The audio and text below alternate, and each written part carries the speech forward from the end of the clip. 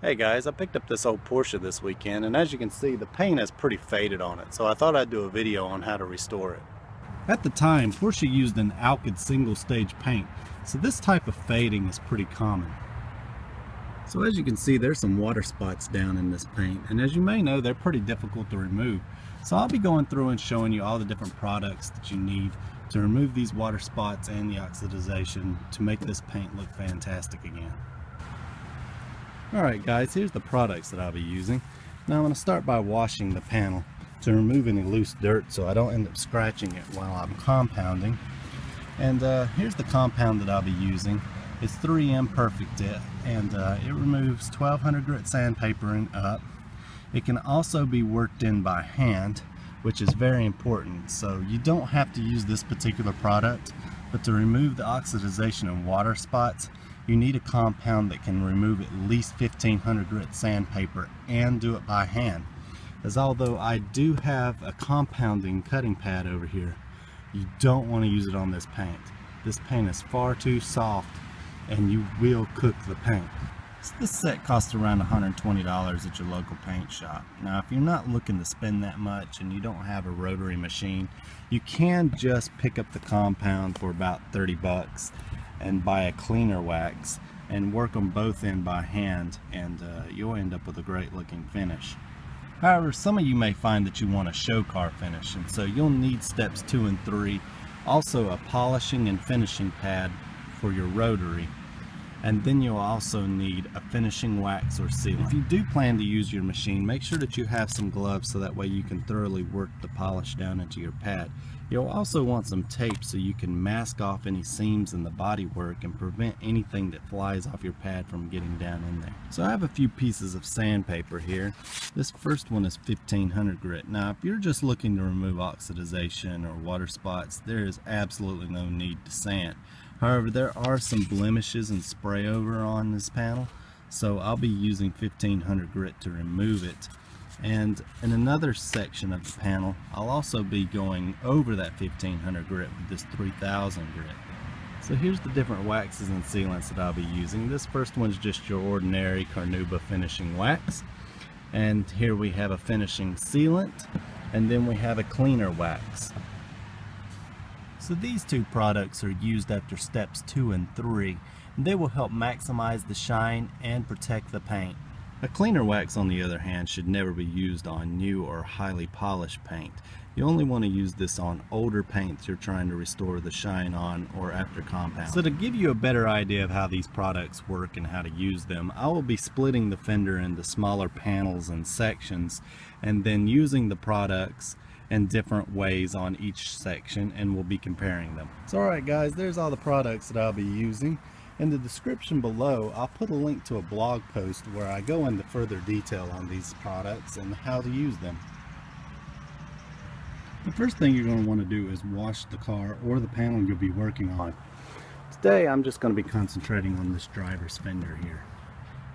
So alright, I think that'll do it. I believe I've got all the dirt off this fender here, and I'm just going to rinse it off and let it dry, and we'll start compounding. Well, as you can see, I've washed the fender and I've rinsed it, so all the dirt's gone and so are the suds. However, the oxidization and all those water spots down in the paint still remain. So after rinsing the panel, I left it to dry. I'm getting ready to start compounding here, and I'm going to do it by hand with a terry cloth towel. And when I'm finished with this panel, it should look like this one over here. I'm going to start working it in really good.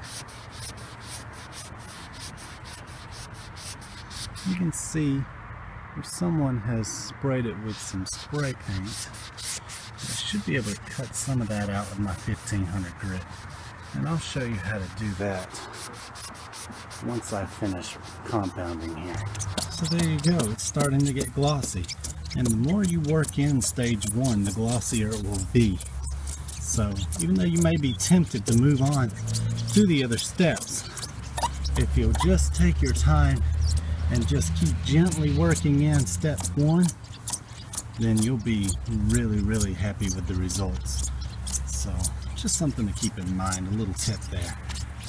So here's what the panel looks like after just finishing the first step of compounding. As you can see here, I'll put a piece of tape so you can see the difference.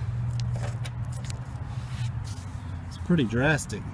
This paint on this side feels like velvet, where this side is smooth as glass. So there you go. I'm going to keep working with it, but I just thought I'd show you how drastic of a difference it is, and you can see that all the water spots are gone now. Now there is some spray paint on here from, I guess, someone hit the hood with it. So I will be sanding this with 1500 grit to try and remove this, and I'll show you how that's done. So if you run into anything like this, or there's a blemish you need to remove, I'll show you how to do that as well. Alright guys, here it is the next afternoon, and you can see where I compounded it last night. It looks pretty good. However, today I need to remove some of this spray paint. It looks like someone spray painted the hood and it got on the fender. I'm going to be using 1500 grit for that. And what you use may change, but however, my compound can only remove 1200 grit and up. So I'm going to stick with about 1500, and I put it here in some water to let it soak, and I'm going to add some dish detergent, and that's going to keep the paint and particles from clogging the sandpaper up and help it make it last longer. Once you've soaked your sandpaper and it's nice and curled up, you can get it out, and I'm going to start working on these little areas here to remove some of this paint. So I'm not going to put this on a block because the block may make the paint too smooth, and what I'm trying to do here is just remove some of this overspray. I'm not looking to remove any of the orange peel or texture on the paint. I just want to remove that spray paint, and that looks like that did it. Alright, so I managed to get all that spray paint off. Unfortunately, it's dull again, but that's not going to be an issue at all. It should turn out looking great when we're finished here. So alright, now we've got that overspray off the paint and it's shined up pretty good. However, you can still see the 1500 grit sand marks in there, but it doesn't really ruin anything. And at this point, most body shops would probably slap a cleaner wax on here and tell you that the job's done, because after all, it does look pretty fantastic. So that's what I'm going to do right here. I'm going to mask off a section, and I'm going to label it after we put the wax on it, and we'll compare it to the other sections. And the other sections I'm planning on going 3000 grit sandpaper, compounding it and doing steps 2 and 3 with the machine, and then we'll compare how the carnauba wax and the synthetic wax compare. So alright guys, I've got my cleaner wax here, and I'm just going to put a little bit on my terry cloth.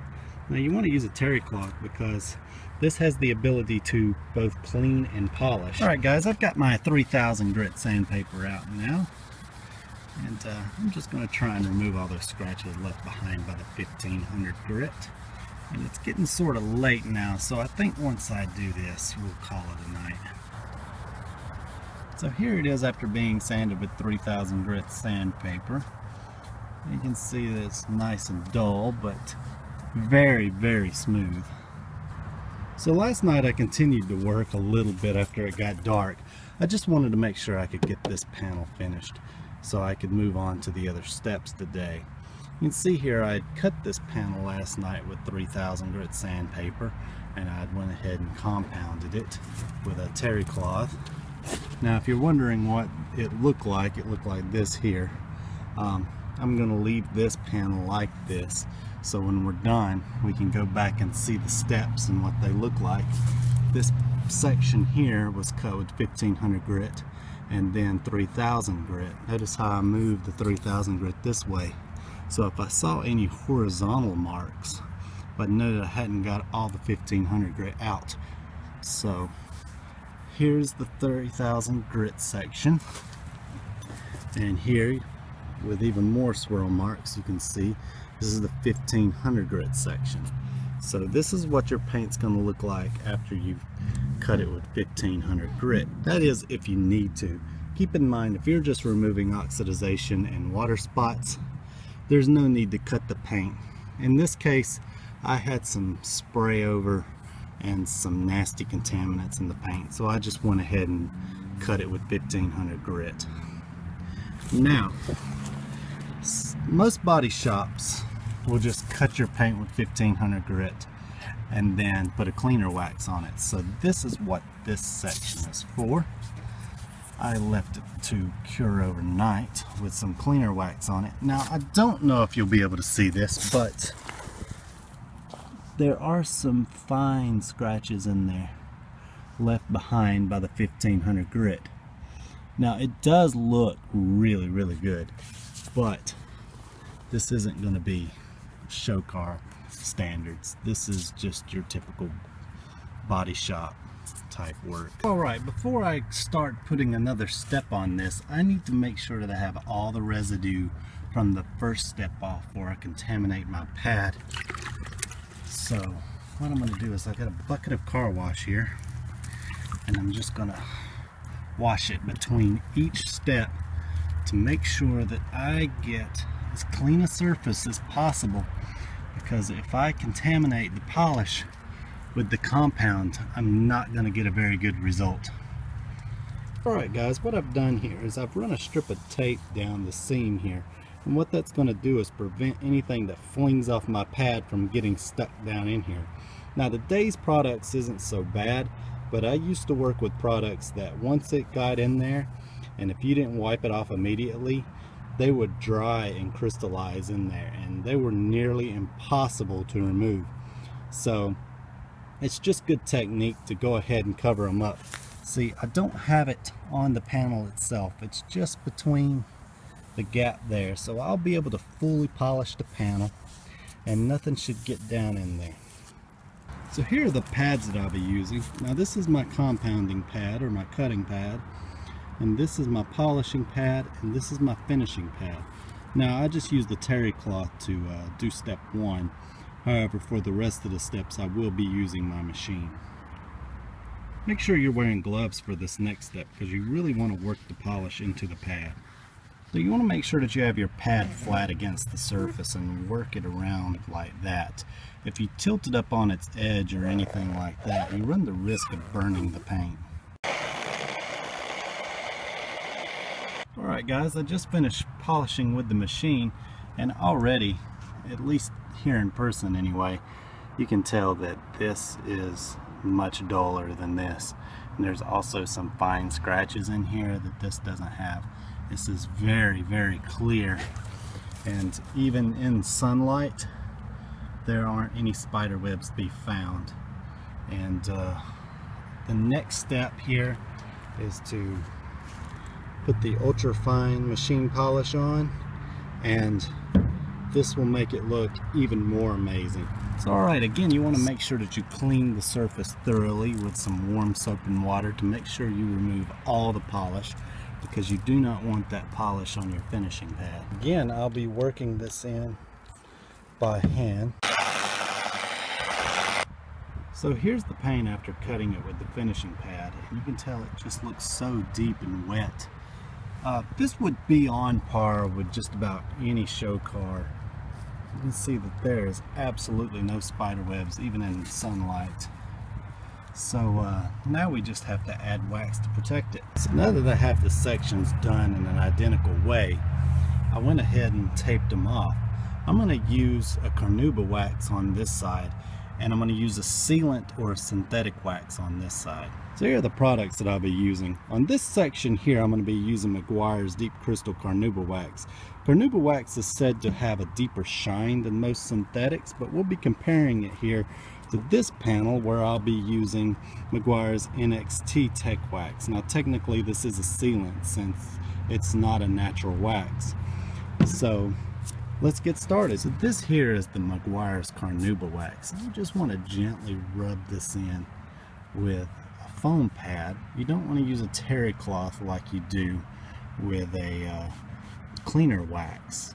Something to note that you should always use a finishing wax like this whenever you have a new paint or a highly polished paint, because if you try and use a cleaner wax, and a terry cloth, you'll end up dulling your brand new paint or highly polished paint down. So this here is the sealant, and I'm just working it in with a foam applicator like I did with the Carnauba wax. Now I do want to point out that this particular sealant has some polishing clays in it that can actually finish the paint better than the Carnauba wax. So if you do keep working this in, it will polish out anything left behind by the ultrafine finishing compound. Now trying to use this after like a compound or instead of a cleaner wax isn't going to work. It doesn't cut that deep. So I just wanted to point that out.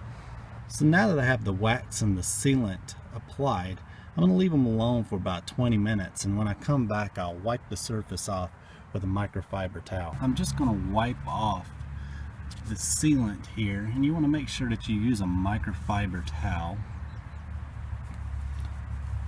And now I'll do the wax. Now I've done this test before by myself, but it has been a while and I'm seeing the same exact results. Now you have to remember that I didn't put this tape down until I was ready to wax. So I polished this entire section here in the same exact way. The only difference was the type of waxes and sealants that I used. And I can tell you that the sealant looks like a mirror. It absolutely looks like a mirror.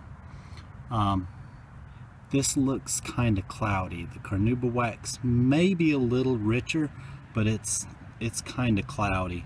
It does not look as good as the sealant. So here's how the panel looked when I first got it. You can see it's heavily oxidized and there were water spots deep in it.